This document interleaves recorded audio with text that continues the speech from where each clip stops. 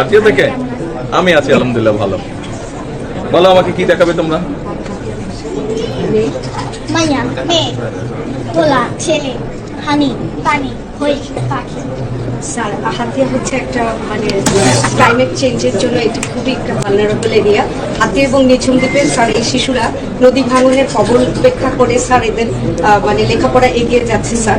শুধু যে ওদের বাড়িঘর ভেঙে যায় তা না, কখনো কখনো স্কুলও ভেঙে যায়। ভাই, আপনার দোকানেই এখন মোবাইল রিচার্জ আর এমবি মিনিট বিক্রির সার্ভিস চালু করতে পারেন। কিভাবে? হাতিয়া টেলিকম অ্যাপ ব্যবহার করুন, সব অপারেটরের রিচার্জে কমিশন পাবেন। দারুণ, আজই শুরু করছি। কিন্তু স্যার এগুলো উপেক্ষা করে তারা যেই আমাদের নিউমারিক্স এন্ড লিটারেসিতে খুবই এগিয়ে যাচ্ছে। বিশেষ করে চরকৈলাস সরকারি প্রাথমিক বিদ্যালয়ে 98% ছেলেপেলে ছোট্ট শিশুরা লেখা মানে রিডিং করতে পারে এবং তারা 85% গণিতের নিউমারেসি পারে এবং এরা কোকারিকুলার অ্যাক্টিভিটিসেও ভালো স্যার।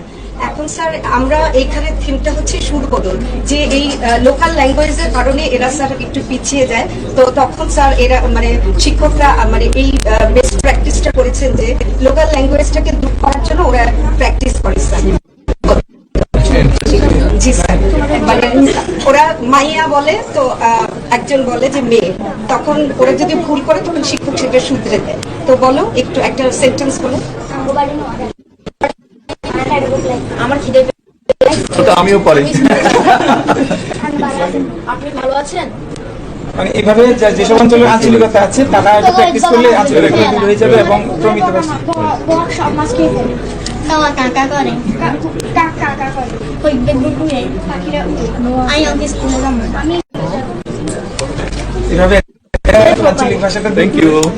এই প্রমিত ভাষাটা ব্যবহার করতে পারবে আর কি, যাতে তারা স্যার তারা যাতে কথায় চলে আসে, তারা যাতে স্যার নিজেদেরকে আইসোলেটেড না ভাবে। দ্যাটস ওয়াই স্যার তাদের মানে খুব জরুরি। Thank you. আসসালামু আলাইকুম।